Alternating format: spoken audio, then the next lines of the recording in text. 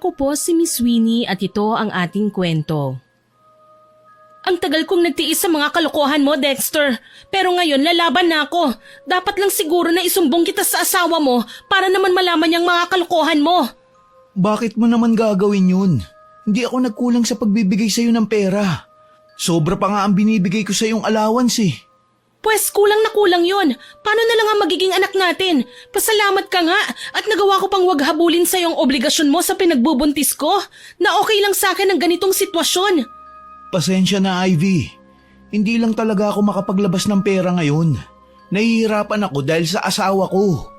Yun na nga, hindi ba? Sabi ko sa'yo, kung talagang mahirap na at hindi mo na kaya, ipaalam na natin sa asawa mo ang totoo. Teka, hindi naman natin kailangan umabot sa ganito. Sige, magbibigay ako. Magkano ba ang kailangan mo? Grabe naman oh. Sa tuwing nagkikita tayo, lagi na lang nasasaid ang bulsa ko. Kasalanan mo yan, hayop ka. Hindi ka kasi makontento sa isa. Talagang paninindigan mo pa ang pagiging babaero mo kaya magdusa ka. Galit kong wika sabay hablot ng aking bag. Hindi ako kagad umalis sa harapan niya kagaya ng binabalak ko. Hindi ko lang pinakita ang pagngisi ko nang kunin ng lalaki ang kanyang wallet sabay hugot ng ilang lilibuhin. 10,000 to ha. Pakiusap, tipirin mo naman, Ivy. Alam mo, Dexter, wag na wag mo akong pagsasalitaan ng ganyan. Wala kang karapatang magreklamo dahil kasalanan mo kung bakit ka nagkaroon ng obligasyon sa akin. Hayop ka, makikipagsiping ka lang, lasing ka pa. Kaya tuloy kapag ganitong may mga nangyayari, parang wala kang responsibilidad. Alam ko.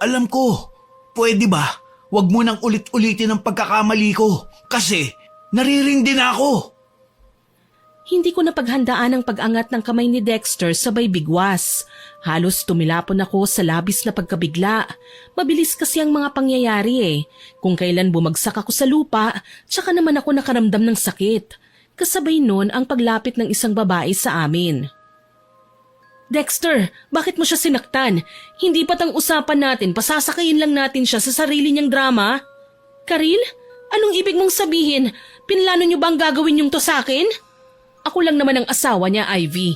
Natural na alam ko ang lahat ng ginagawa ni Dexter dahil hindi siya naglilihim sa akin. Akala mo talaga ginagawa niyang mga bagay na to nang wala akong kaalam-alam ano? Ano, nagulat ka bang nakita mo ko dito? Sa bagay, ngayon ka lang naman makakakita ng asawang nakahandang gumanti sa kabit. Hayop ka? Niloko niyo ako! Mga manggagancho kayo! Sinugod ko si Karil. Dati ko nang kilala ang babae, pero ni minsan hindi ako naging malapit sa kanya. At sa totoo lang, Miss Winnie, mabigat ang dugo ko sa kanya. Nahila ko na ang mahabang buhok ni Karil nang dumating naman si Jake. Bakas ang pagkabigla at takot sa kanyang muka nang madatnan niya kaming nagkakagulo. Ivy, ano to? Karil, magkakilala kayo ni Dexter?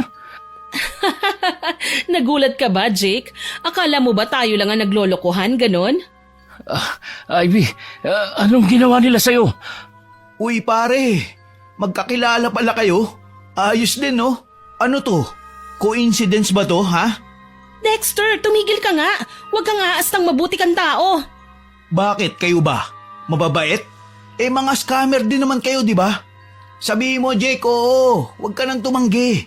Kilala kita. Magkano ang siningil mo sa asawa ko para sa hubad niyang katawan na ipagkakalat mo, ha? Mga hayop kayo! Galit na lumapit si Jake kay Dexter. Napasigaw kaming mga babae nang akala ko susuntukin niya ang lalaki. Kaso lang, dumating ang mga gwardyang marahil ipinatawag ng mga naiingayang guest ng nasabing inn na napuntahan namin kaya nahinto ang dalawa sa balak nilang pagsusuntukan. Galit kong nilapitan si Jake at hinila palayo. Panay na lamang ang hingi namin ng dispensa sa mga taong naroon. Nakakaagaw na rin kasi kami ng atensyon eh. Hindi ko na pinansin ang mga patutsada nila Dexter at Karil na noon ay naiwan sa loob ng building. Nang makalabas kami, umiiyak na tinapon ko sa mukha ni Jake ang pera. Ano na namang drama to? Alam mo naman na may sakit ako, hindi ba? Ba't ayaw mo nang sakyan yung drama ko ngayon? Itigil na natin to, Jake. Wala akong ibang ginawa kundi ang sundin lamang ang instructions mo na magpapanggap akong buntis kahit ang totoo, wala naman talagang nangyari sa amin ni Dexter. Fake lang ang lahat. Naniloko ko lang siya. Kapag nagkikita kami at naglalasing siya, pinapainom ko lang siya ng pampatulog. Kaya siya bumabagsak sa tuwing nagsisiping kami. Kung tutuusin, hindi ko na to dapat ginagawa eh. Nakakainis lang kasi nagmahal ako ng isang scammer na kagaya mo. Buliyaw ko sa kanya sabay talikod. Hindi ko na hinintay na magsalita pa si Jake dahil sobrang bigat na ng dibdib ko. Gusto ko lang magwala at maglupasay hanggang sa mapagod at makalimot. At the end of the day, uuwi pa rin naman ako sa kanya, Miss Winnie. Kasi nga mahal ko siya at si Jake lang ang buhay ko. Paano nga ba kami humantong sa ganito? Ako po si Ivy, 36 years old sa kasalukuyan. Ang kwentong ibabahagi ko ay nangyari noong ako'y 26 pa lamang, isang dekada na rin ang nakararaan. Taga-probinsya ako, Miss Winnie. Kagaya ng tipikal na mga probinsyana, nagdesisyon akong iwanan ng pamilya ko sa bukid para makipagsapalaran sa syudad. Mailap ang pera at trabaho sa amin, kaya naman kahit kasambahay, papasukin ko, kumita lang at makapagpadala ng panggastos sa pamilya. Dito na kami nagkakilala ni Jake. Madalas niya akong batiin kapag nagkakasalubong kami sa daan. Nag-aaral siya sa college nang magkalapit ang mga loob namin. Scholar siya sa university na pinapasukan niya.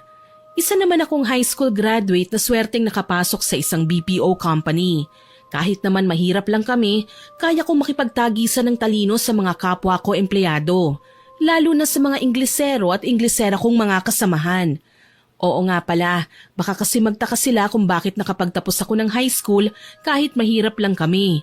Ang totoo niyan, wala pong gaanong gastos ang mag-aaral sa probinsya. Baon lang at pambili ng projects ang kailangan ihanap noon ng pera sa pag-aaral. Oo nga pala, sa paradahan ng sasakyan kami nagkakilala ni Jake. Umuulan noon at puno na ang waiting shed. Medyo basa na ako nang hayaan niya akong sumilong sa dala niyang payong. Hi, miss. Hindi ba't ikaw yung tenant sa kabilang kwarto na inuupahan ko? Pasensya na, hindi kasi kita matandaan eh. Ako yung nasa kulay brown na pinto. Ah, yung pintong walang pintura. Oo, napansin nga kita. Ikaw yung palaging nangungulit ng extension sa landlady para sa bayad mo sa upa. Aray, ang tindi mo naman makaalala. Ako nga pala si Jake. Ikaw, anong pangalan mo? Ivy. Nag-abang ako ng masasakyang paalis, Miss Winnie. Night shift kasi ako, kaya hindi ako pwedeng malate. Pero kinulit ako ng kinulit ni Jake. Tuloy ang balak niyang magpunta sa university, hindi nangyari. Ewan ko ba kung paano kami humantong sa paghatid niya sa akin sa building at kung paanong sa halip na papasok nga kasi siya, sa pinakamalapit na 24-hour convenience store siya tumambay. Basta ang alam ko, hindi natapos ang gabing yon na hindi kami naging magkaibigan. Mula noon, madalas na kaming magkasama. Jake, halika na! Sumahod na ako! Kapag hindi ka sumama sa akin, sigurado hindi kita ililibre. Ivy, hindi ba dapat ako muna manlilibre sa'yo? Akong lalaki. Tsaka, hindi ka ba natatakot sa akin? Sabi ng ibang tenants natin, may tililing ako sa ulo. Hindi ako nakikipag-usap kahit kanino, maliban sa'yo. Ang OA mo as in, ano namang problema kung ako ang unang makapanlibre? Tsaka wag mo nang pansinin ng mga taong wala naman talagang ibang ginawa kundi ang manira. Wala naman silang ebidensya na may tililing ka nga sa utak. Ikaw naman naniniwala ka kagad. Halika na, ililibre na kita. Paano? Nahihiya kasi ako eh. Sus, para yun lang? Ginagawa na ng lahat ng tao ngayon ng manlibre basta meron lang sila. Naikwento sa akin ni Jake ang buhay niya simula nang mawalan siya ng mga magulang. Hindi lang basta hirap sa buhay at lungkot ang dinaranas niya, kundi pati na ang pangungulila sa pamilyang minsan ay pinangarap niyang pag-alayan ng kanyang magandang hangarin sa buhay. Namatay sa sunog ang kanyang ama't ina, pati na ang dalawang nakababatang kapatid, Miss Winnie. Siya lang ang naiwan noon at nakaligtas sa sunog dahil wala siya sa bahay nang mangyari ang trahedya. Hanggang ngayon, sinisisi ko pa rin ang sarili ko, Ivy. Hindi ko matanggap na kailangan silang mamatay para lang matuto ko sa mga pagkakamali ko. Napagtanto mo naman pala na may mga pagkakamali ka. Ano bang dahilan at nagrebelde ka? Nalaman ko kasi na may kabit si Papa. Hindi naman talaga kami sobrang hirap nun sa buhay. Kasi pareho silang may trabaho ni Mama. Kaso lang, nadiskubre namin na binabawasan pala ni Papa ang ipon niya. Tapos binibigay sa babae niya. Ang saklap naman. Kaya nga nagrebelde ako. Madalas akong umuwi ng late. Hindi na ako sumasabay sa kanila sa pagkain. Ni hindi ko na pinapaalam kung saan ako nagpupunta. Nagloko si Daddy, oo. Pero kahit kailan, hindi naman siya naging pabaya sa aming mga anak. Nasasaktan lang ako dahil kailangan pala may iba siyang i-prioritize maliban sa amin. Tapos may anak pa ang babae. Almost 30 years niyang tinago sa amin. Ano? Totoo ba yan? Kung ganun, may kapatid ka pala sa labas?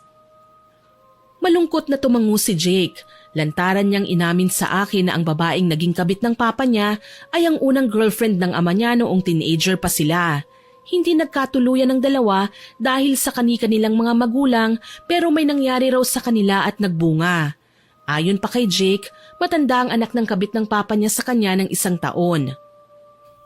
Ang masakit, alam to ni Mama. Pero pinagtatakpan niya ang papa ko. Ang gusto ko lang naman, magkausap kami lahat. Magkalinawan. Umalis ako ng gabing yun nang hindi man lang sila kinakausap dahil pareho silang nagmamatigas. Sa simpleng pagkakamali ko na nag-iwan ako ng nakacharge na cellphone sa kwarto, yung pa naging mitya ng kapahamakan ng pamilya ko. Hindi mo naman kasalanan yun, Jake. Huwag mong sisihin ang sarili mo sa lahat ng nangyari. Alam naman natin ang totoo eh. Tsaka sigurado ako na patawad ka na nila ngayon. Malabong mangyari yun, Ivy. Alam kong kahit kailan, hindi na nila ako mapapatawad. Habang buhay kong dadali ng pagsisisi sa nangyari sa kanila. Para naman sa piniling pamilya ng papa ko, malas lang nila. Hindi sa piling nila na matay ang ama ko. At hindi pa ako tapos sa kanila. Gagante ako sa paraang gusto ko.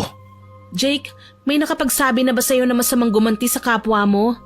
Oo, pero pakiramdam ko, hindi talaga ako matatahimik hanggat hindi ko nagaganti ang pamilya ko eh. Nanggigigil ako sa kanila, lalo na sa ginawa nilang pag-agaw sa papa ko.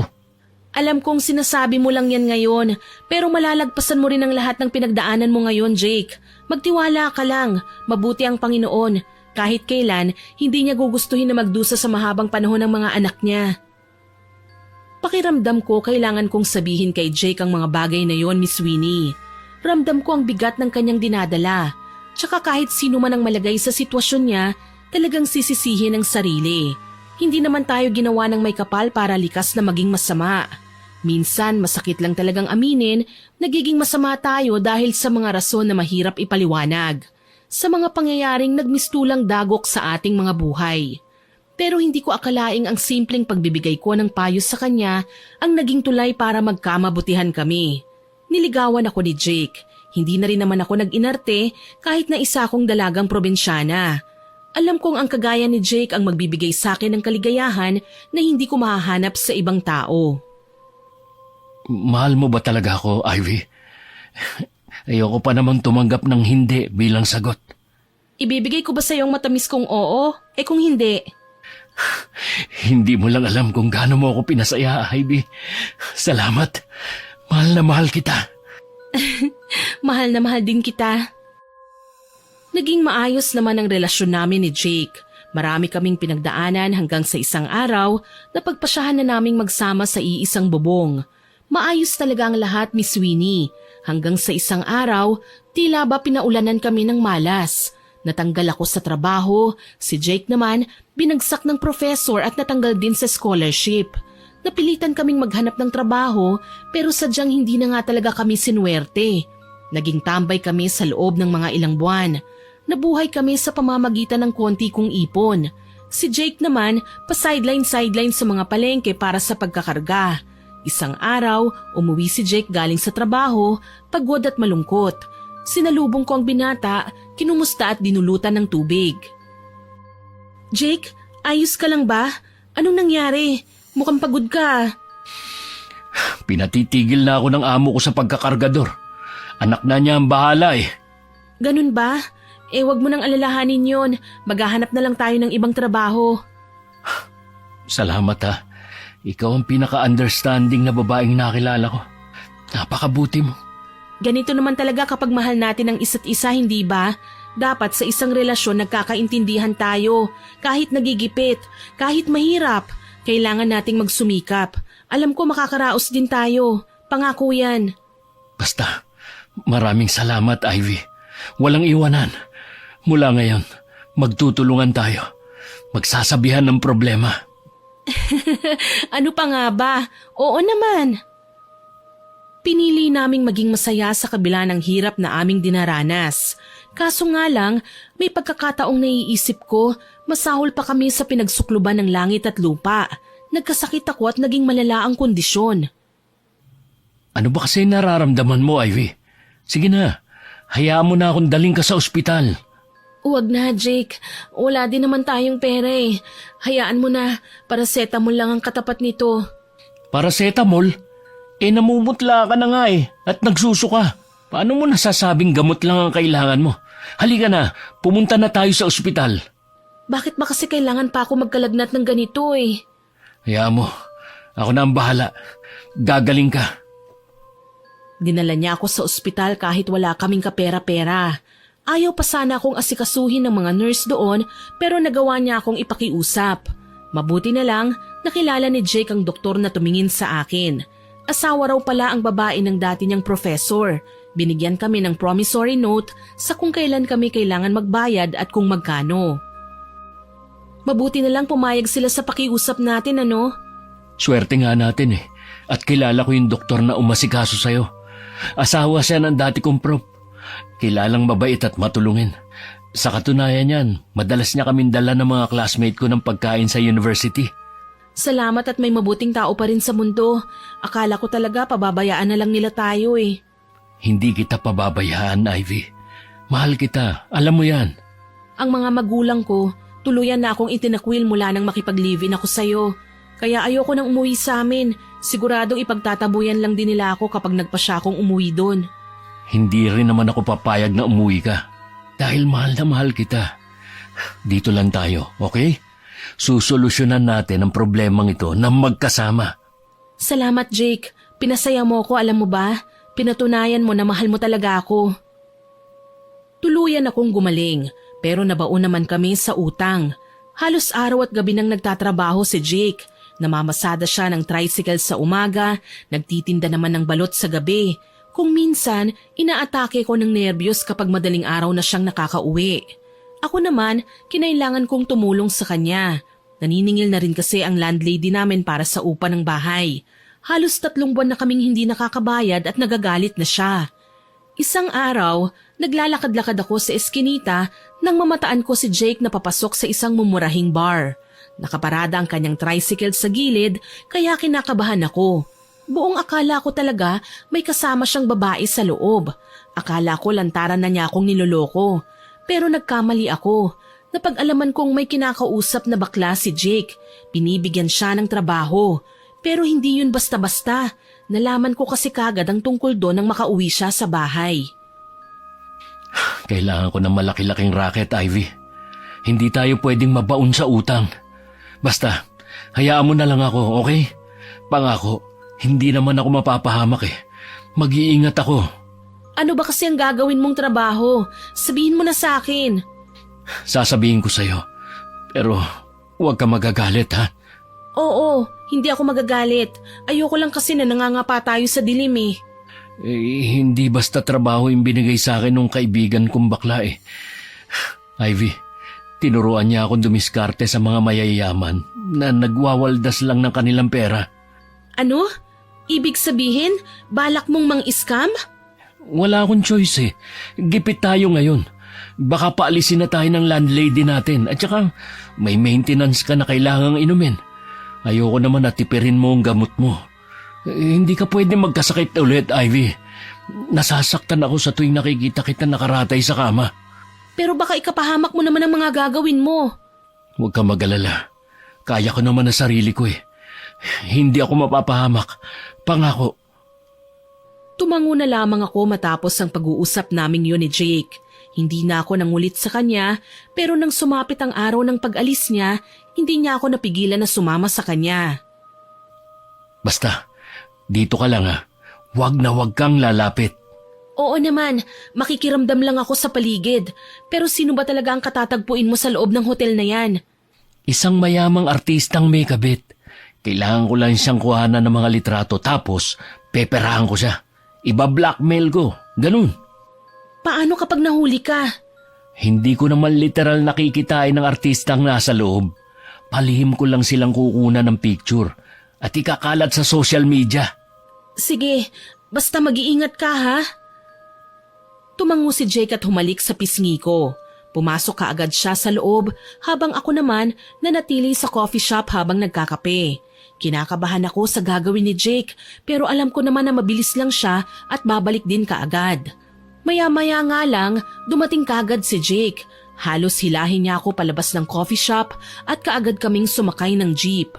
Tatawa-tawa siya habang pinapakita niya sa akin ang mga nakuha niyang litrato. Diyos ko, ang laswa naman yan. Teka, kilala ko ang babaeng yan ah. Siya kasi artistang may kabet, Ivy. Ang lalaking kinakatagpo niya, isa sa mga commercial model. Palagi na nilang ginagawa ang ganitong setup. Nagkikita sa mga hotel. Tapos, gumagawa ng kung ano-anong kababalaghan. Abay, napakagaga naman pala ng babaeng yan. Diyos ko, sa pagkakaalam ko, mahal na mahal siya ng kanyang asawa. Bakit kailangan niyang maghanap ng kabit? Sabi ko naman kasi sa'yo, ang mga mayayaman, sa sobrang pagkaboard, kung ano-ano na lang naiisip gawin. Winawaldas lang yung pera nila para lang matuwa at magpapansin. Grabe naman pala sila, no? Sa isang litrato ba, magkano mo pababayaran yan? 100,000 piso. Sigurado, tiba-tiba tayo rito.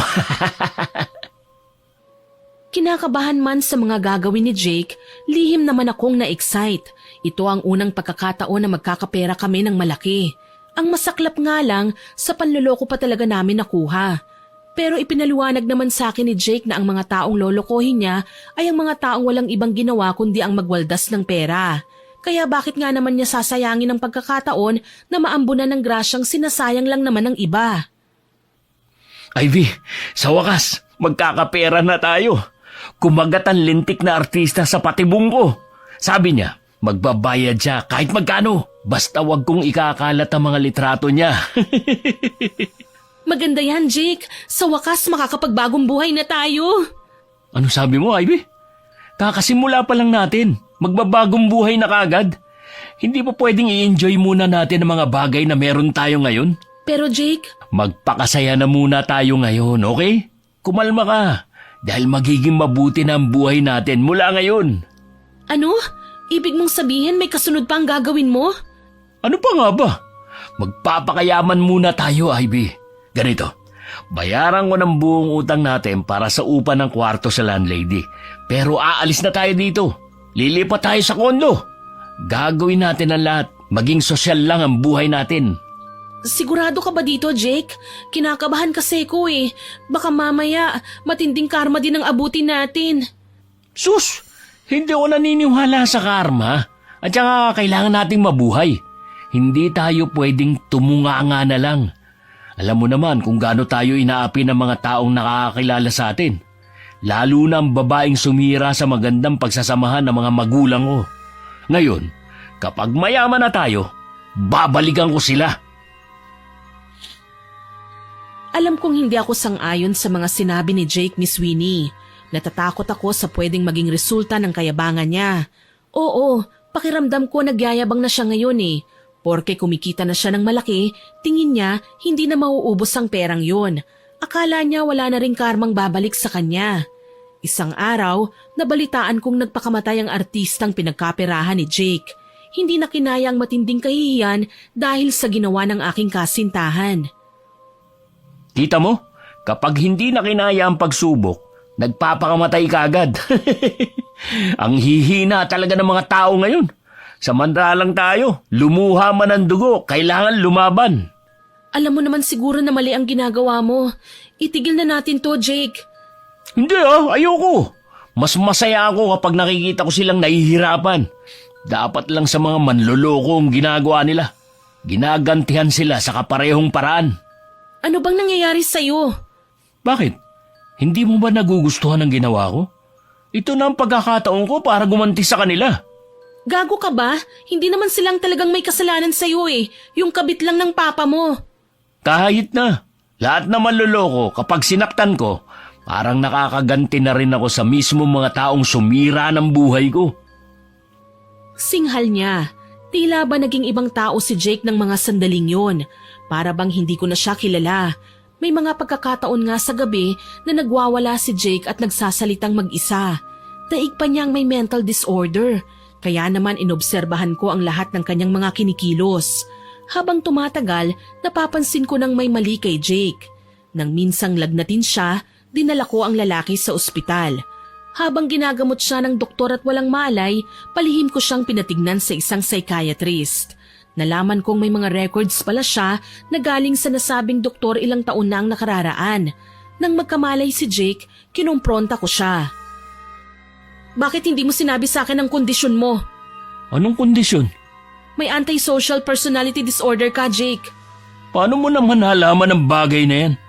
Ang psychiatrist na nilapitan ko, doktor mo na pala noon pa. Marami siyang ipinaliwanag sa akin tungkol sa ASPD mo na nakuha mo mula sa mga naranasan mo noon sa pamilya mo. Paliwanag ko sa kanya. Ayon sa doktor na nakausap ko, ang ASPD ay isang uri ng personality disorder kung saan ang isang tao ay merong pattern ng pag-uugali na hindi nagpapahalaga ng karapatan ng iba at madalas na nakikitungo sa mga tao sa isang mapanlamang at agresibong paraan. Isa itong kondisyon na pwedeng may kakaibang sanhi, kabilang ng biological, psychological at sociological na mga kadahilanan. Ang isang taong may ASPD ay makikitaan ng sintomas kagaya ng hindi pagpapahalaga sa karapatan ng iba, paggamit ng panlalamang o pandaraya sa iba, kawalan ng empatiya, agresibo, marahas at hindi pagiging responsable sa mga gawa. Bakit kailangan mo halongkatin ang tungkol sa nakaraan ko? Girlfriend lang kita, Ivy. Wala akong sinabi sa'yo na pwede mo nang alamin lahat ng sikreto ko. Concerned lang ako sa'yo, Jake. Hindi ko gustong makita ka sa ganitong sitwasyon. Nahihirapan ako. Ano? Ako may sakit pero ikaw pa nahihirapan? Saka bakit ba ako nandito? Malis na tayo. Kailangan kong makaalis sa ospital na to. Nasasakal ako. Huwag ka namang ganyan, Jake. Hindi ko na kasi alam ang gagawin ko kanina eh. Basta umalis na tayo. Kailangan kong makalayo sa lugar na to. Dito dinala sila mama at papa, pati na ang kapatid ko. Sunog ang buong katawan nila. At hindi ko mapapatawad ang mga taong naging dahilan sa pagkasira ng pamilya ko. Wala akong nagawa kundi ang sundin ng mga sinabi sa akin ni Jake. Iniuwi ko siya sa kondo. Hindi niya ako kinibo ng mga ilang araw. Pero nang tuluyan na nga siyang gumaling, kinausap niya ako tungkol sa susunod naming plano. May bago na naman siyang prospect na biktima. Hintakot akong umangal dahil hindi ko makakalimutan ang naging itsura ng kawawang babae. Huwag na, Jake. Sa tingin ko tama nang nagawa natin. Huwag nating dagdagan pa. Ayokong balang araw mas lalong dumoble ang singil sa atin ng pagkakataon. Ayoko. Mahal mo naman ako, hindi ba, Ivy? Pangako, matapos lang to. Magpapakasal na tayo. Magpapakasal? Tayo? Oo, tayong dalawa. Yun naman ang gusto mo, hindi ba? Gusto mo. Yun ang malinaw na sinabi sa akin ni Jake. Ako lang ang may gusto. Gagawin lang niya na pakasalan ako para sumunod ako sa gusto niya. Nasaktan ako pero hindi ako nagkomento, Miss Winnie. Pakiramdam ko kasi pumait ang lasa ng bibig ko. Kaya naman malungkot na lamang akong sumang-ayon sa gusto niya. Ang masaklap lang, hindi na basta nobya ang tingin niya sa akin eh. Ginagamit na rin niya ako para makadagdag sa kikitain naming halaga. Dito ko nakilala si Dexter, Miss Winnie. Ang plano namin ni Jake, lalapitan ko ang binata, kakaibiganin, aakitin. Kunwari makikipagsiping ako sa kanya. Pero lalasingin ko muna siya para hindi niya mahalata na peke ang gagawin kong pakikipag-sex sa kanya. Actually, binigyan ako ni Jake ng love doll para hindi mahalata ng sino mang makakagamit nito na hindi naman talaga tao ang kanyang kasiping. Umangal ako nung una, Miss Winnie. Sinabi ko kay Jake na kahibangan ang gusto niyang mangyari. Nababaliw ka na ba, Jake? Talagang ipagagawa mo sa akin ang bagay na ito? Ivy, kailangan natin magpayaman. Hindi tayo mabubuhay na matiwasay kung salat tayo sa pera. Pero Jake, alam mong hindi ako sanay sa ganito. Alam ko. At hindi kita isasabak sa laban nang hindi ka handa.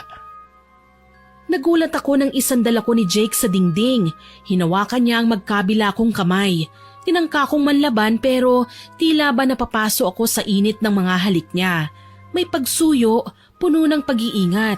Hindi ko matukoy kung ginagamit niya lang ang kahinaan ko dahil mahal ko siya o tinuturuan na niya ako kung paano gagawin ng tama ang gusto niyang mangyari. Basta ang alam ko, nakalimot na kami ng tuluyan at hinayaan kong samahan siya sa tuktok ng kaligayahan. Si Jake ang nakauna sa pagkababae ko, Miss Winnie. Ewan ko ba, wala akong nadaramang pagsisisi sa ginawa namin. Siguro marupok lang talaga ako dahil hinayaan ko siyang unahin namin ng siping kesa sa kasal. Pero napagtanto kong hindi naman niya talaga ako kailanman inalok na makipag-isang dibdib siya sa akin. Basta ang alam ko, matapos ang mainit na tagpo sa pagitan naming dalawa, pinaliwanag niya sa akin na kailangan kong masanay sa ganon para kapag kaharap ko na ang mga biktima ko, hindi ako maiilang kahit hubad pa nila akong makita sa harapan nila. Nakakasama ka ng loob, Jake. Oh, bakit naman? Talagang hahayaan mo kong gawin ang bagay na ito? Hindi ka magsiselos? Bakit naman ako magsiselos? Trabaho lang to, Ivy. Hindi naman natin seseryosohin. Ang totoo, hindi talaga ako komportable sa mga nais mong ipagawa sa akin eh. Pero sige, titiisin ko na muna. Sana lang wag nating pagsisihan ang mga bagay na ito. Tumango lang si Jake at hindi na ako binigyan pa ng karagdagang komento tungkol sa mga sinabi ko. Nang gabing yun ay nakaschedule na ang pagkikita namin ni Dexter. Si Jake pa talaga ang pumili ng susuotin ko. Isang manipis na off-shoulder dress na hanggang hita ang laylayan. Ang kaibigan niyang bakla ang nag-makeup sa akin. Nakakairita lang dahil talagang pinalalakas pa niya ang loob ko sa pamamagitan ng pagsasabing kaya ko daw ang gagawin ko. Basta, mag-iingat ka, okay? Ano man ang mangyari, nasa labas lang ako. Tawagan mo ko kagad kapag naipit ka doon o kung pakiramdam mo, nagdududa siya sa'yo. Huminga ako ng malalim at lihim na nagdasal sa Panginoon na sana walang mangyaring masama sa akin. Pumasok ako sa restaurant ng nasabing hotel. Sa mesang sinabi ng kausap ko sa telepono, may lalaki nang naghihintay doon. Gwapo ang lalaki, matangkad at matipuno. Nang humarap siya sa akin, isang naaaliw ng ngiti ang iginawad niya sa akin. Ikaw ba si Dexter? Hindi ko alam na kay ganda mo pala sa personal. Hindi naman. Halika, maupo muna tayo at umorder. Masarap ang mga pagkain nila rito. Talaga ba? Madalas ka siguro dito? Every weekend lang. Busy kasi ako sa trabaho eh. Ayos yan. Ano bang trabaho mo? Interview ka agad? Hindi ka naman siguro reporter, no? Hindi naman. Paano? Kumain na muna tayo. Blind date lang talaga ang simula ng pagkakakilala namin ni Dexter. Ayon na rin sa plano ni Jake. Sa una naming pagkikita, balak ko lang muna siyang kaibiganin, kilalanin. Habang tumatagal, nagkakalapit na rin ang loob namin ni Dexter. Hanggang sa naging close friend ko na siya. Ilang beses na rin kaming nagkikita. Nagsasampay ako noon ng mga nilabhan kong damit nang mag-ring ang aking cellphone. Sino yan? Si Dexter. Ha? Ganun ba? Uy, di sagutin mo. Jake. Pagkakataon nang lumalapit sa'yo, Ivy. Ayaw mo pa rin? Sige na, sagutin mo na. Sairin mo ang bulsa ng hayop na lalaking yan. Wala akong nagawa kundi ang sundin ng mga sinabi ni Jake. Sinagot ko ang telepono at kinausap si Dexter. Dexter, napatawag ka. Kailangan ko ng kausap eh. Pwede ka ba? Oo naman. Sige, magkita tayo sa hotel. Sa lugar kung saan tayo unang nagkakilala. 7:00 ng gabi ah. Okay lang ba? Darating ako, Dexter. Nagpasalamat sa akin si Dexter at pinutol na ang tawag. Hinarap naman ako ni Jake, nagniningning ang mga mata sa pananabik. Siguradong malaki makukuha mong pera, Ivy. Kilalang galante si Dexter sa mga babaeng mapupusuan niya. Kailangan mong galingan. Paano ka nakakasiguro na may mangyayaring milagro mamaya? Lalaki ako, Ivy. Alam ko ang trip ng mga kagaya ni Dexter.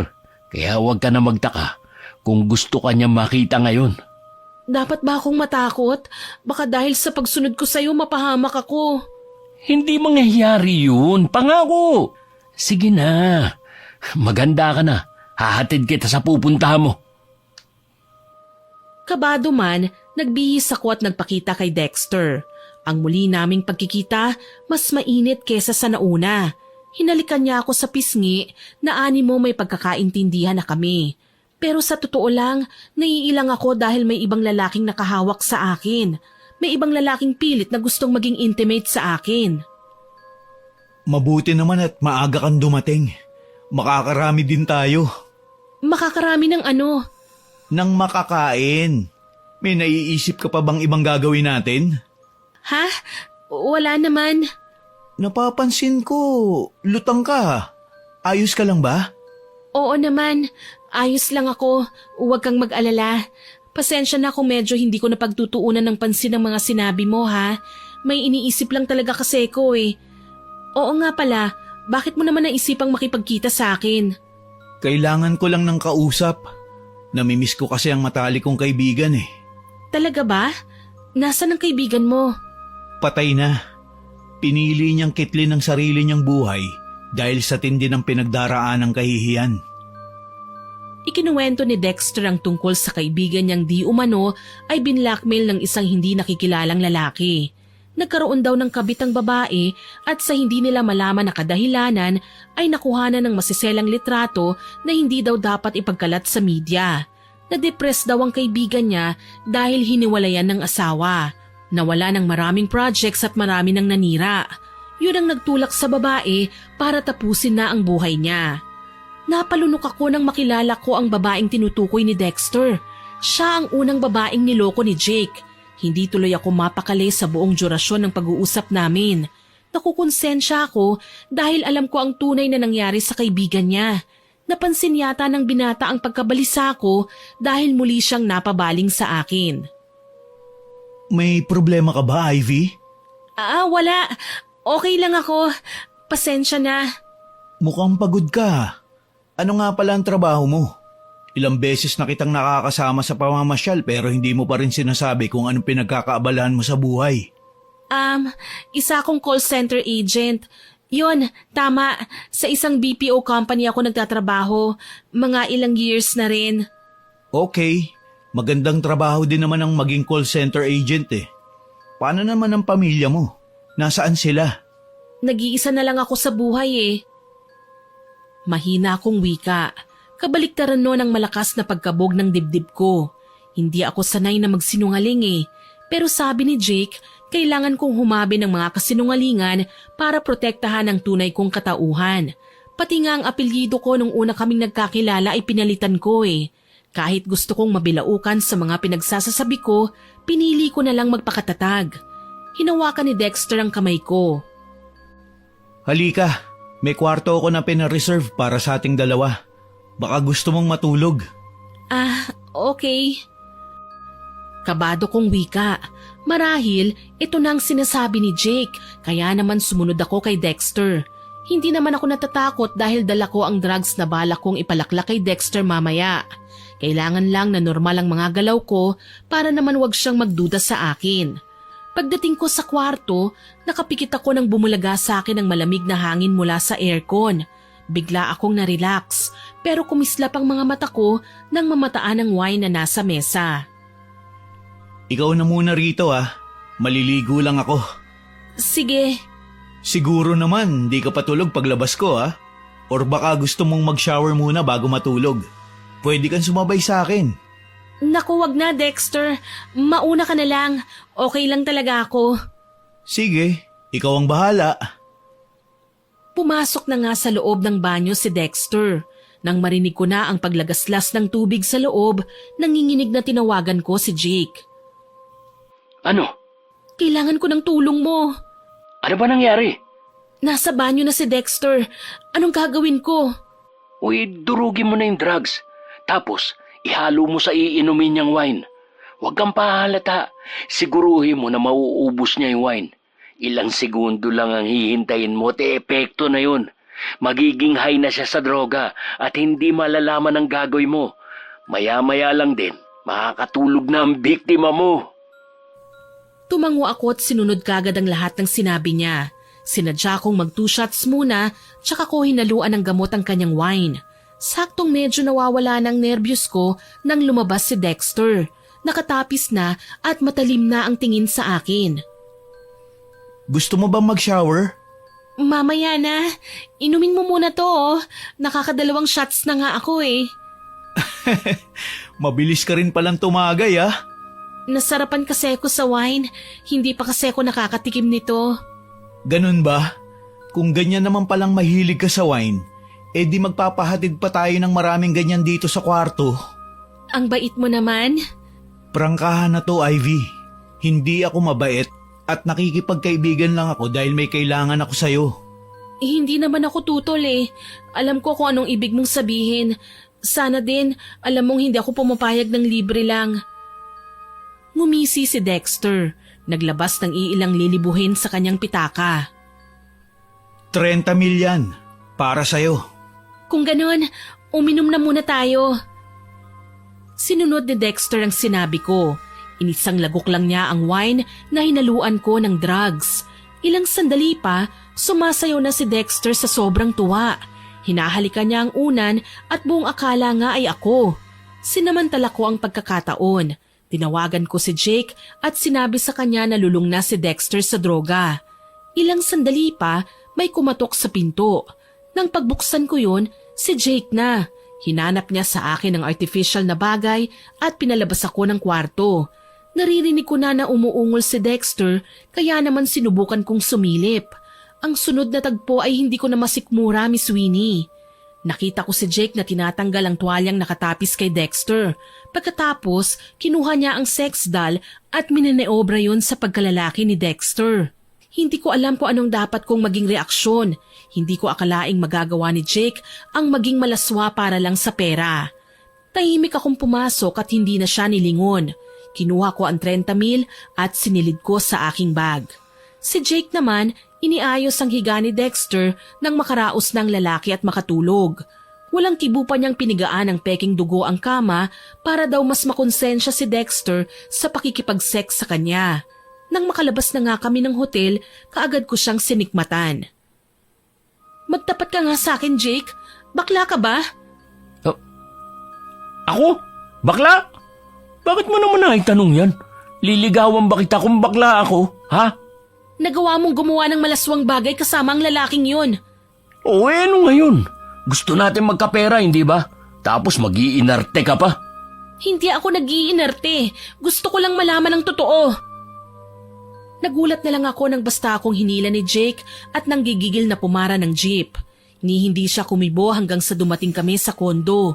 Napasigaw ako nang inihagis niya ako sa kama tsaka siya marahas na naghubad ng damit. Hintakot ako napaatras at napatingin sa kanya. Anong gagawin mo, Jake? Natatakot ako. Ano man ang nasa isipan mo, wag mo nang ituloy, please.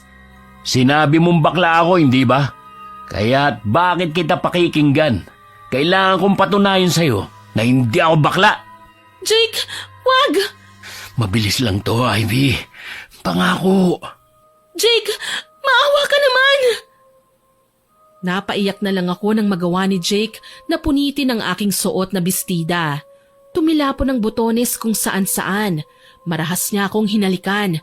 Wala akong nagawa kundi ang umiyak at magmakaawa. Pero naging bingi si Jake sa mga pakiusap ko.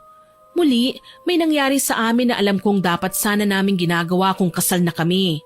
Pero ano pa bang magagawa ko? Kahit nasasaktan ako sa mga ginawa ni Jake, mahal ko pa rin siya. Tulala kong binalot ng kumot ang aking kahubdan nang bumangon si Jake at walang anumang nagsuot ng pantalon. Sa susunod, huwag mo nang pagdududahan ang pagkalalaki ko. Hindi mo lang alam kung ano mga binibintang mo sa akin. Sorry, pasensya na. Hindi ako galit, Ivy. Pero sana, huwag mo na akong iinsultuhin.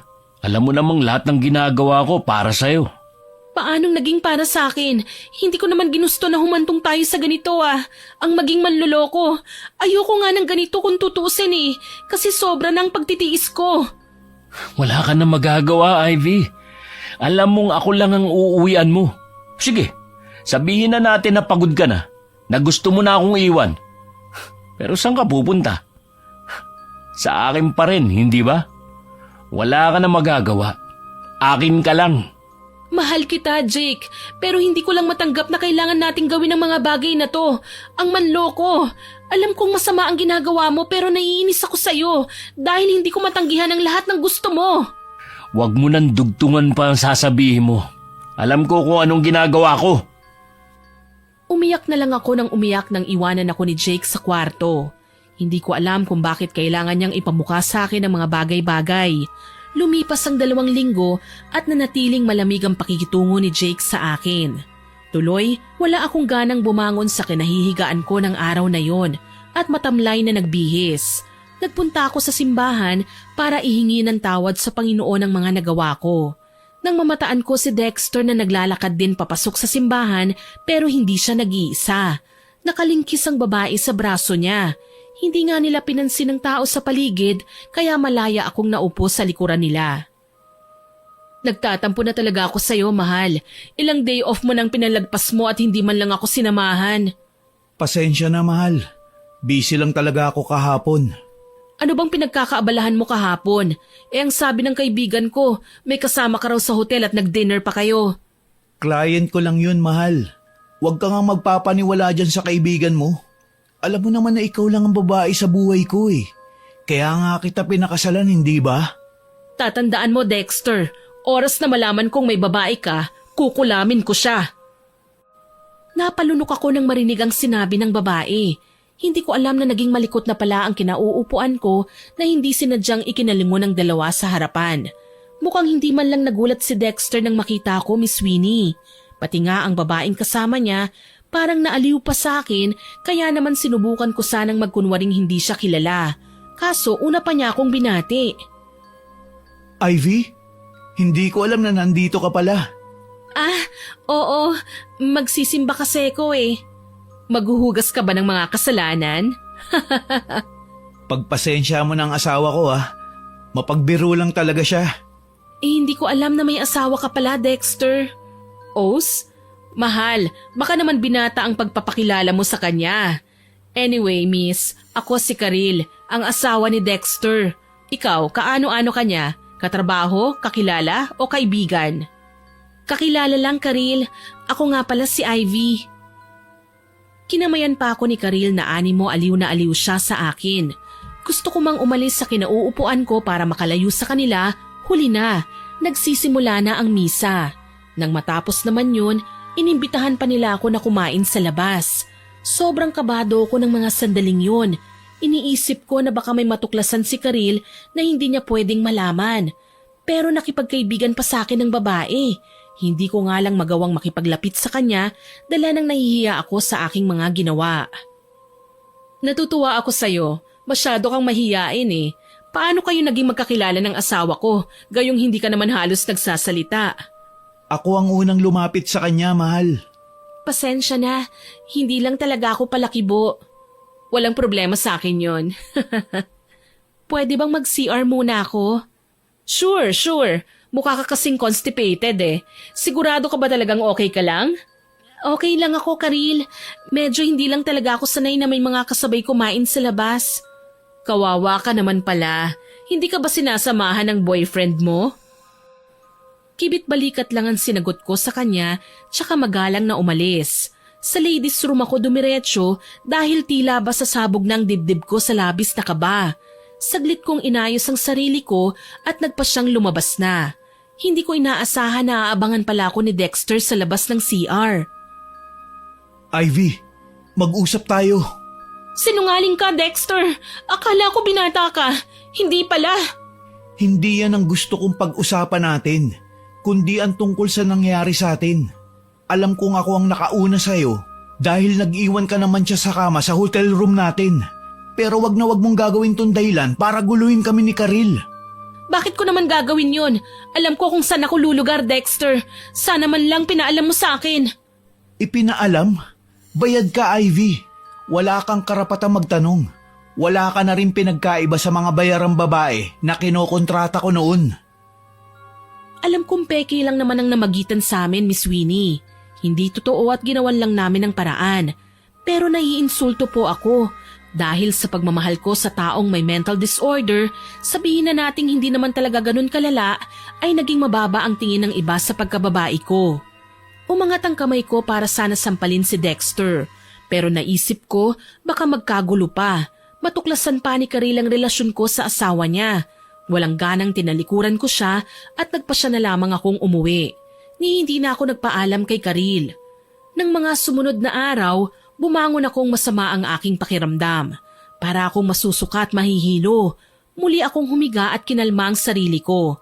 Hindi ako pwedeng magkasakit. Habang nangyayari kasi ito, mas lalong dumaraming ideya ni Jake para manlamang ng kapwa. Oh, ano nangyari sa'yo? Masama ang pakiramdam ko eh. Para akong masusuka eh. Kailangan mo magpa-check up. Di bale, didiskarte ako mamaya. Anong klaseng diskarte? Manloloko ka na naman ng kapwa, ha Jake? Bakit? May naiisip ka bang paraan para magkapera? Hindi mo kasi tinitipid ang kinikita mo sa panloloko, Jake. Para ka may gripo na kapag pinihit mo, pera kagad ang lumalabas.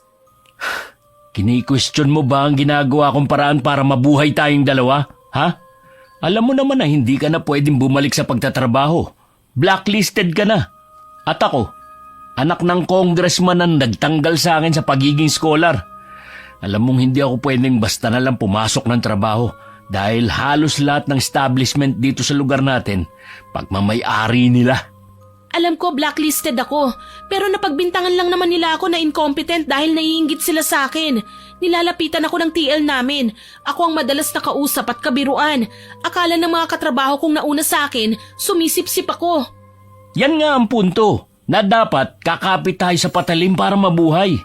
Hindi yung basta ka na lang matatakot sa mga taong alam natin na masalang pa ang kaluluwa kaysa sa ating dalawa. Hindi ako nakasagot sa sinabi ni Jake. Alam kong may mga taong mas masama pa sa amin, pero hindi ko makakalimutan ang tungkol sa artistang nagpakamatay dahil sa kagagawa ni Jake. Ewan ko nga ba kung bakit ko siya tinulungan ng mga panahong tinitrace ng mga IT experts ang bawat post niya kahit dami account ang gamit niya. Dapat pala, hinayaan ko na lang siyang matunton ng mga otoridad. Ang nangyari, mag-isa akong nagpa-check up sa isang clinic malapit sa aming kondo, Miss Winnie. Nagulat ako dahil nirefer niya ako sa isang doktor na tumitingin ng mga buntis. Kinabahan ako, hindi naman siguro ako buntis. Kaso nang matapos ang pagsusuri ng doktor, isang "Congratulations Mrs. You're 2 weeks pregnant" ang binungad niya sa akin. Napaiyak ako sa CR ng nasabing klinik. Hindi ko akalaing magbubunga ang ilang beses na may nangyari sa amin ni Jake. Hindi pa ako handang maging ina at lalong hindi ko kayang ipagpatuloy ang ginagawa naming panloloko sa kapwa sa takot na mabalikan kami ng karma. Umuwi akong lutang at nadatnan si Jake sa harapan ng kondo. Mukhang hinihintay ako. Umalis ka nang hindi dala ang cellphone mo. Kanina pa ako nag-aalala sa'yo ah. Talaga? Nag-aalala ka sa akin? Girlfriend kita, Ivy. Hindi naman pwedeng basta na lang kitang hayaang umalis nang wala man lang abiso. Alam kong nagpa-check up ka. Pero akala ko isasama mo ako. Talaga bang may care ka sa akin? Bakit parang binubulong ng isipan ko na ayaw mo lang akong mawala kasi mababawasan ang income mo mula sa pang-i-scam? Hindi kita papatulan sa ngayon. Kailangan mo umalis at pinapatawag ka na naman ni Dexter. Ayoko na, Jake. Pwede ba hayaan mo na ako? Hindi pwede. Sayang ang kikitain mo kaya kailangan mo ihanda ang sarili mo at magkikita kayo. Boyfriend ba talaga kita? Porke alam mong mahal kita, inaabuso mo naman ang pagmamahal ko sa'yo. Para malaman mo, hindi na ako papayag sa kahit na anong gusto mo dahil buntis ako. Magiging tatay ka na, Jake. Hindi mo pwedeng idamay ang anak natin sa kalokohan mo. Ibang klaseng tuwa ang nakita ko sa mukha ni Jake nang marinig ang sinabi ko. Niyakap niya ako, hinalikan tsaka muling tinitigan. Kung talagang magiging tatay na ako, mas lalong kailangan mong magsumika para sa anak natin. Kailangan natin kumita ng malaking pera. Naririnig mo ba yung sarili mo? Hayop ka, Jake. Talagang pati ang sanggol sa sinapupunan ko, gagamitin mo sa panluloko ng tao. Napakahayop mo! Huwag ka na mag-inarte. Hindi mo kasi ginagamit yung isip mo eh. Alam mo bang 2 weeks ago na, nung may pegging nangyari sa inyo ni Dexter, Pwede mong gamitin ang sanggol na yan para perahan ng lalaking yun. Nanlalaki ang mga matang napatingin ako kay Jake. Napakasama niya, napaka-irresponsable, Miss Winnie. Hindi ko akalaing magagawa niyang mga bagay na ito sa sarili niyang dugo at laman. Wala ni isang salitang iniwan ko siya at nagkulong ako sa kwarto. Ewan ko ba, habang tumatagal hindi na po nagiging healthy ang relationship namin. Pero kinagabihan, pumasok siya sa kwarto, sinuyo ako at humingi ng tawad. Aniya, hindi na raw niya ako pipilitin kung ayaw ko talaga. Kasalanan niya dahil may sakit daw siya na kung minsan hindi niya kayang makontrol. Kung talagang mahal mo ako, Jake, baka naman pwede kang magpatingin ulit sa doktor para sa akin. Sige, para naman matuto kong kontrolin ang karamdamang ito. Kailangan kong sundin ang payo mo.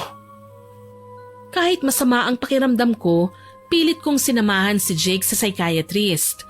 Sinabi sa amin ng doktor na kailangan lang daw ni Jake ng CBT o Cognitive Behavioral Therapy. Niresetahan din siya ng antidepressants at mood stabilizers para makontrol ang mga sintomas. Kapag umaatake na naman daw ang pagnanais ni Jake na gumawa ng hindi magandang bagay laban sa ibang tao, kailangan ko lang siyang kausapin at ipaalala ang mga bagay na dapat na ginagawa niya sa halip na sundin ang dinidikta ng isip niya. Ayun nga lang, kailangan namin ng malaking halaga para sa maintenance niyang gamot. Ako man ay may ininom na, dala nang nagkasakit ako pero pinatigil yun ng doktor dahil bawal sa pinagbubuntis ko. Kailangan kong dumiskarte para tuluyan ng gumaling si Jake at mawala ng magulo niyang ASPD. Makalipas ang ilang araw, nahulog ako sa malalim na pag-iisip. Isang ideya ang pumasok sa aking isipan na alam kong kailangan kong gawin labagman sa aking kalooban. Yun ay ang humingi ng tulong kay Dexter. Nanginginig ang kamay na tumawag ako sa kanya. Napatawag ka, Ivy. Kailangan ko sana ng tulong mo, Dexter. Buntis ako. Sigurado ka bang akin yan? Gago ka ba? Sabihin mo lang, ipalalaglag ko ang batang to kung wala kang balak suportahan ako. Hindi ko naman inaasahan na pananagutan mo ako dahil may asawa ka eh. Pero wag mo akong tatakutin kung ayaw mong sabihin ko kay Karil na buntis ako at ikaw ang ama. Sige, makikipagkita ako sa'yo. Hindi naman ako ganun kasama para pabayaan ng bata eh. Kahit na wala akong balak na kilalanin siya. Siguraduhin mo lang na kayang suportahan ang pagbubuntis ko ng perang ibibigay mo. 20,000, pwede na ba? Sige, kukunin ko yan. Pinutol ko na ang tawag at naghanda na sa pag-alis. Tulog si Jake nang lumabas ako ng bahay. Hindi na rin ako nagpaalam sa kanya dahil ayokong abalahin ang pagtulog niya. Pagdating sa restaurant, namataan ko si Dexter na umu-order sa waiter. Ikinalma ko ang aking sarili. Nagalit pa ako kay Jake dahil ayoko na sanang manloko pa ng kapwa. Tapos ngayon, ako pa pala ang sisira ng pinag-usapan namin dahil ito lang naman ang alam kong trabaho. Lumapit ako sa kanyang kinaroroonan. Ni hindi man lang siya nag-abalang paupuin ako. Basta na lang niyang iniabot sa akin ang puting sobre. Tinanggap ko yun at nanginginig ng masalatang makapal nitong laman. Nandito na ako, Dexter. Huwag kang magtatagal. Kung pwede, umalis ka na kagad. Nakatanggap ako ng tawag galing kay Karil. Papunta na siya rito. Ayoko magpang-abot kayo. Huwag kang mag-alala. Aalis din ako. Salamat dito. Kagaya nga ng sinabi niya, hindi na ako nagtagal pa. Umalis ako sa restaurant nang hindi na inisip pa na nagawa kong manloko ng tao para kay Jake. Dinala ko ang pera at nagmamadali nang umuwi. Buong akala ko magiging masaya ako sa aking ginawa. Pero maliban sa inaasahan kong karma, may mas malala pa palang mangyayari sa akin. Nagising ako isang umaga na masama na naman ang pakiramdam. Hindi ko maiwasang matakot nang makitang tila kay bilis naman yatang lumaki ang aking tiyan. Magti 3 weeks pa lang akong buntis pero parang 3 buwan na ang umbok ng aking tiyan. Sa tuwing sumusuka pa ako, napapansin kong may napapasamang kulay pulang lupa na yung tipong lupa na makukuha lang sa mga bukirin. Diyos ko, anong nangyayari sa akin? Bakit pakiramdam ko? Hindi na normal tong nangyayari sa akin. Bakit? Anong problema? Wala naman. Morning sickness lang siguro to. Normal para sa mga buntis. Ah, okay. Magpahinga ka na lang muna. At ako naman aalis lang muna. Bakit? Saan ka pupunta? May bibilin lang ako. Huwag kang mag-alala. hindi ko nagagawin pa ang mga bagay na ayaw mong gawin ko. At saka, kikitain ko ang babaeng kasalukuyan kong ini-scam. Titigilan ko na ang gagawin ko sa kanya. Natuwa ako sa sinabi ni Jake, Miss Winnie. Alam kong kahit papaano, magiging okay na rin ang lahat. Magsisimula na kaming magbagong buhay gamit ang perang ibinigay sa akin ni Dexter. Wala na rin akong balak na sabihin kay Jake ang ginawa ko. Natatakot kasi ako na baka magbago ang isip niya at kulitin na naman akong perahan si Dexter kahit hindi na talaga dapat. Nagpasuri ulit ako sa doktor pero nagtaka ako nang sa pagkakataong yun, sinabi nila sa akin na baka nagkamali daw sila ng unang findings na sinabi nila sa akin. Hindi raw ako buntis, walang sanggol ang aking tiyan. Isinailalim pa nila ako sa ultrasound para patunayan ang kanilang sinabi. Sorry Mrs., nagkamali lang pala ako sa mga una kong naging findings. Hindi ka pala buntis, pasensya na. Yun ang naaalala kong sinambit sa akin ng doktor kaya nanlulumo akong lumabas ng klinik. Hindi ko alam kung anong naging pagkakamali ko. Nag-iingat naman ako. Wala akong natatandaan na nadisgrasya ako kaya nakunan o may nangyaring masama sa baby ko. Pero bakit? Bago pa man ako makaiyak, namataan ko si Dexter na may kaakbay na ibang babae. Wala akong karapatan kasi hindi naman ako ang asawa eh. Pero biglang sumama ang loob ko nang mapansing tila ba normal lang sa kanya ang manloko ng babae. Galit ko siyang nilapitan. Walang yaka, Dexter! Aray, ano ba? Teka, Ivy? Hindi ka na nakontento sa ginawa mong panloloko sa asawa mo? Sinigunduhan mo pa? Tapos ngayon, may iba ka na namang kalandian? Hayop ka! Ano bang karapatan mo ha? Hindi kita asawa. Huwag mong sasabihin sa akin na nakokonsensya ka at naaawa. Gayong ikaw din naman, pinili mong lokohin ang asawa ko. Hindi ba't nakipagkaibigan ka pa sa kanya? Alam ko, pero hindi ako kagaya mo. Ilang babae nang pinalit mo sa asawa mo? Bayad ka, kaya huwag kang umangal. Wala akong pakialam. Nagulat ako nang bulungan niya ang babae. Basta na lang namin iniwan ang kanina ay kasama niya at hinila ako papasok sa pinakamalapit na hotel. Hindi ko siya nagawang tanungin kung anong gagawin namin doon kaya naman nag-isip ako ng paraan para matakot siya. Isusumbong kita kay Karil. Sasabihin ko na sa kanyang totoo at ipapaliwanag ko rin sa kanya na hindi lang ako ang ginawa mong kabit. Naririnig mo ba ang sinasabi mo? Magkakagulo kami mag-asawa kapag ginawa mo yun. Magkagulo na ako magkagulo. Wala akong pakialam. Nagtalo pa kami hanggang sa humantong kami sa pagdidiskusyon kung magkano ang ibibigay niya sa pananahimik ko. Inabutan niya ako ng 10,000 tsaka ko siya iniwan. Kaso lang, naabutan kami ni Karil sa may pasilyo. Nagkasakitan kami ng babae. Pero hindi ko din inaasahan na sasaktan ako ni Dexter. Natumba ko sa sahig kasabay ng pagdating ni Jake. Hindi siya makapaniwala na magkikita kami sa lugar na yon.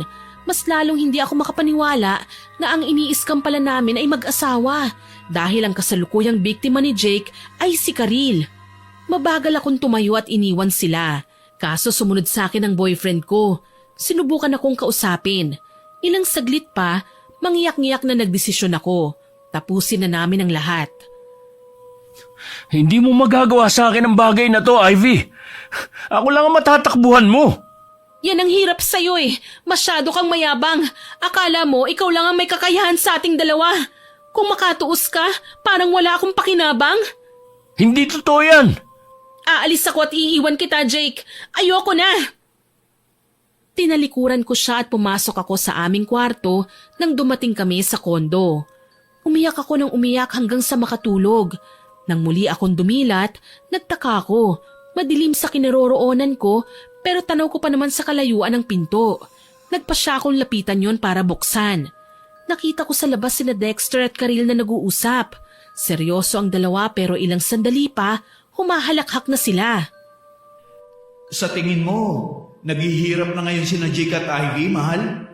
Oo, tama lang yung paraan ng pagganti ko sa ginawa nilang kalokohan. Hindi man lang nila inisip na sa panloloko nila may ibang taong nasasaktan.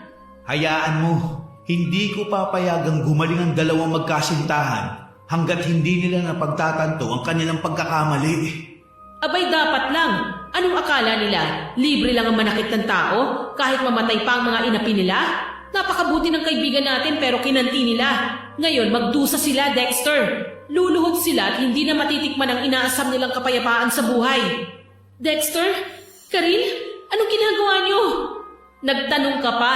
Malamang kinukulam ka namin. At huwag kang mag-alala. Sa impyerno na kagad ang bagsak mo. Nahindik ako nang makitang nag-angat ng dalawang manika ang mag-asawa. Ang hawak ni Dexter, manikang babae samantalang manikang lalaki naman ang hawak ni Karil.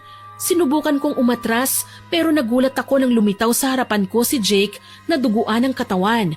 Ang manika naman na hawak ni Dexter, panay ang ihip niya sa hangin sa puwitang bahagi nun na naging dahilan kung bakit lumobo ang tiyan ng manika.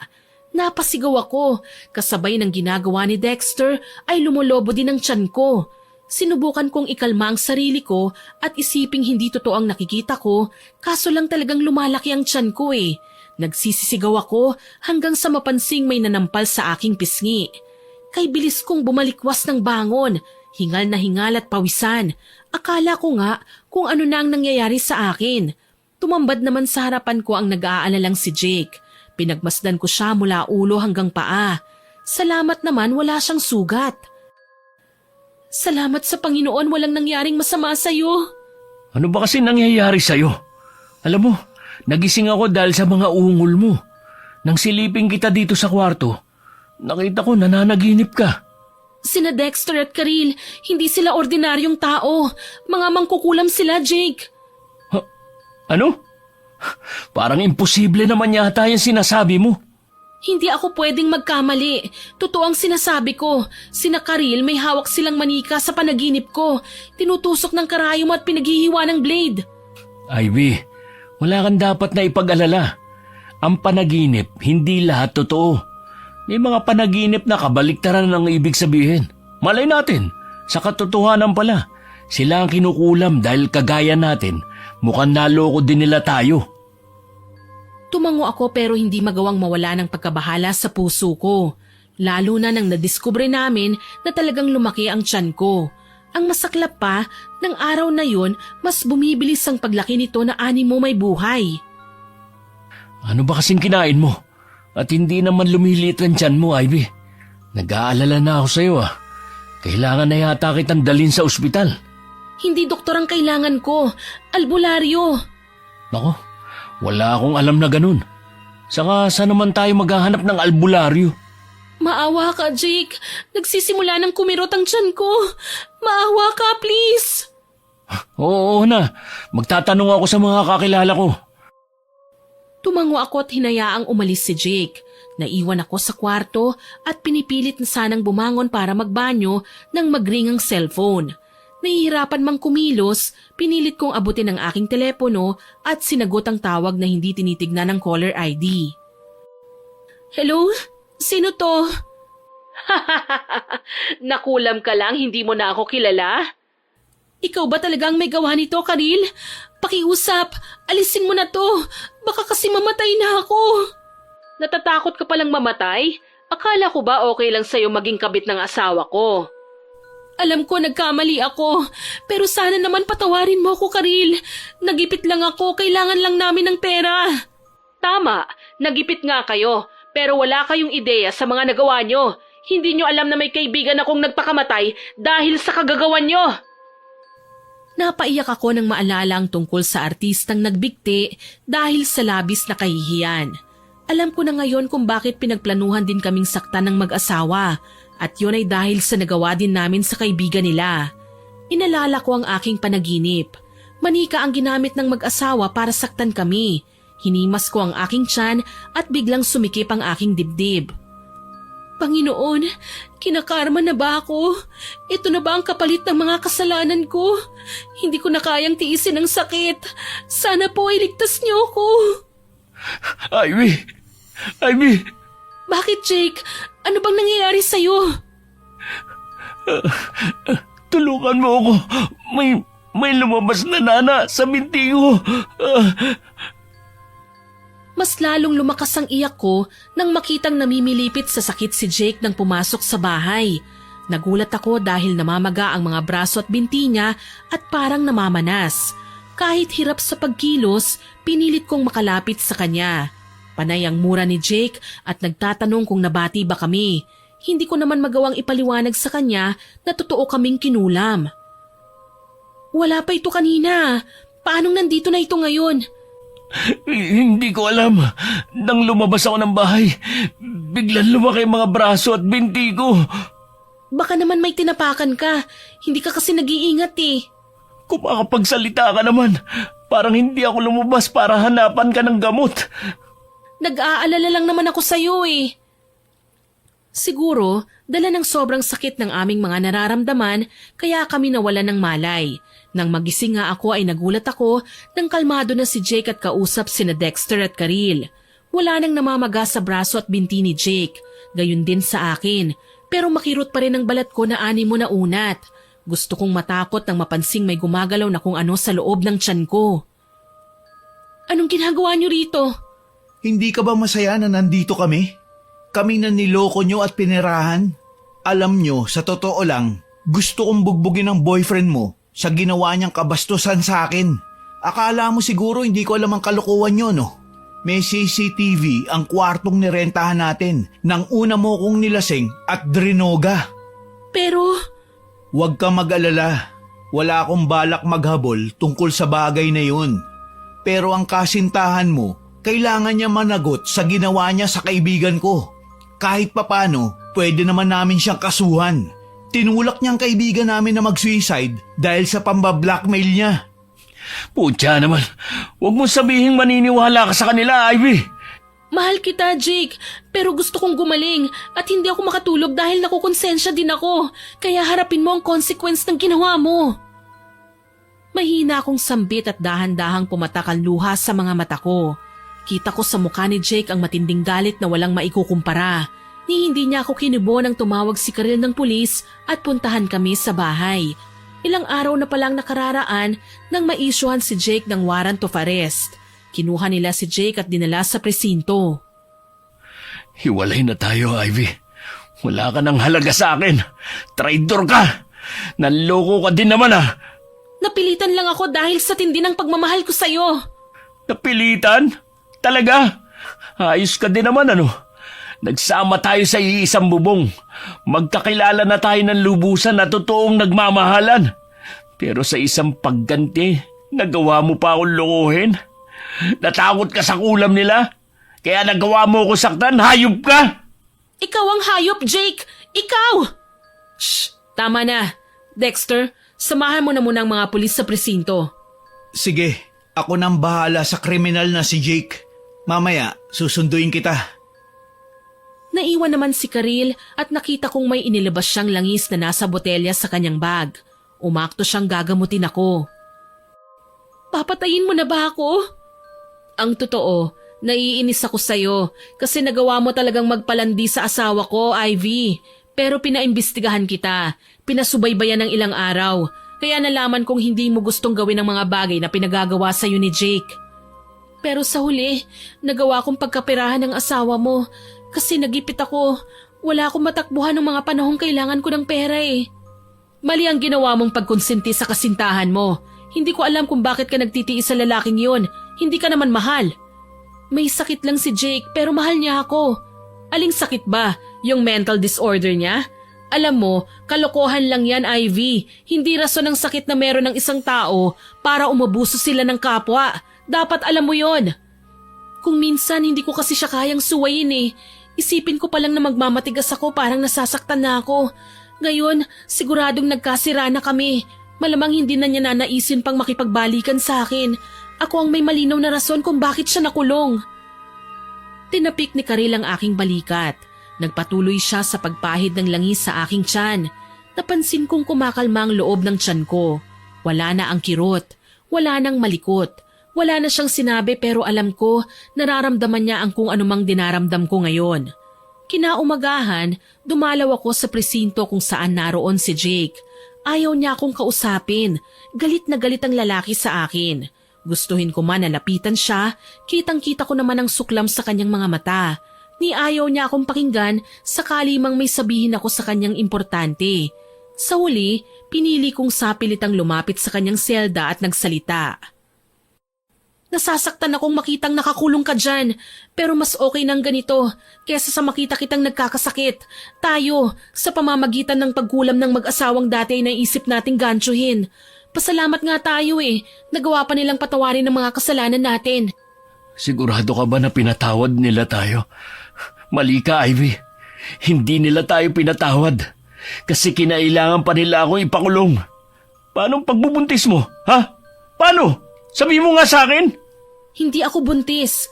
Ang nangyari na yun ay bunga ng pagkulam nila Karil sa atin. Kaya tayo nagkasakit dahil ginagantihan nila tayo sa paraang hindi natin alam kung paano. Ang sabi mo, tuluyan ka nang kumampi sa kanila.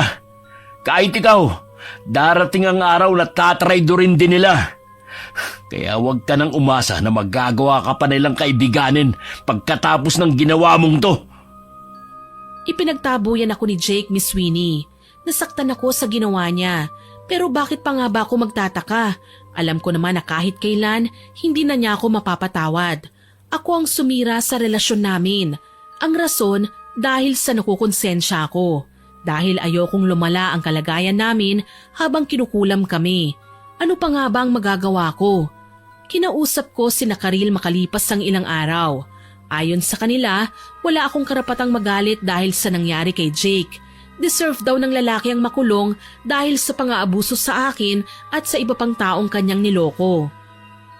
Hindi ko naman ginustong magalit, Karil. Nasasaktan lang ako dahil kailangan kong traidorin ang taong mahal ko. Kung talagang mahal ka ni Jake, nakahanda siyang magbago para sa'yo. Pero sa nakikita ko, makasarili si Jake, Ivy. Kahit kailan, hindi kanya makikita bilang taong nagmamalasakit sa kanya. Anong gagawin ko? Alam kong may kasalanan pa ako sa'yo, pero inuuna mo pang solusyonan ng problema ko. Wala naman talagang nangyari sa inyo ng asawa ko kaya wala akong planong magtanim ng sama ng loob. Nagpapatawad nga ang Panginoon Ako pa kaya? Naiyak ako sa tinura ni Karil. Hindi man kami magkalapit ng loob ng babae, alam kong naiintindihan niya ako. Mas lalo akong nahiya sa ginawa ko. Nagulat si Karil nang buong mapagkumbaba akong lumuhod sa harapan niya. Halos halikan ko ang paa niya sa pagmamakaawa. Anong ginagawa mo? Sana mapatawad mo ako. Pasensya na sa mga kapalpakang nagawa ko sa'yo. Patawarin mo ako, Karil. Sinabi ko naman sa'yo, hindi ba? Pinatawad na kita. Kalimutan na natin yon. Salamat. Salamat talaga, Karil. Tipid ng ngiti ang ginawad ni Karil sa akin. Mangiyak-ngiyak akong tumayo at tinulungan pa niya ako. Tuluyan na akong nagising sa katotohanan na ginagamit lang ako ni Jake, na hindi niya ako totoong mahal. Oras na para magbagong buhay ka, Ivy. Sana maging masaya ka at wag na wag ka nang magiging marupok, ha? Pangako, Karil, gagawin ko. Sa labis kong tuwa, hindi na nila binawi ang perang binigay nila sa akin. Gamitin ko na lang daw sa pagbabagong buhay. Hindi ko na rin inaksaya pa ang panahon ko na balikan pa si Jake. Tama nang minsang naging isang masamang bangungot si Jake. Hindi ko na nakita si Jake mula noon. Huli kong balita sa kanya, nakalaya ng lalaki sa kulungan pero nalulong naman sa masamang bisyo, kaya isa siya sa mga nahuli. Huling naging pag-uusap naman namin nila Karil at Dexter ay noong pasakay na ako sa bus pauwi ng probinsya. Muli na kasi akong tinanggap ng aking pamilya at masaya ako dahil sa nangyari. Sa ngayon po may asawa na ako, Miss Winnie. Naging maayos na rin naman ang buhay ko at natutunan ko na rin pahalagahan ang aking sarili. Hindi ko na rin nakikita pa sina Dexter at Karil, Miss Winnie. Siguro nagbagong buhay na rin sila kagaya ko at umaasa ako na magkakaroon ng aral ang nangyaring ito sa akin. Hanggang sa muli, more power po sa inyong channel at God bless.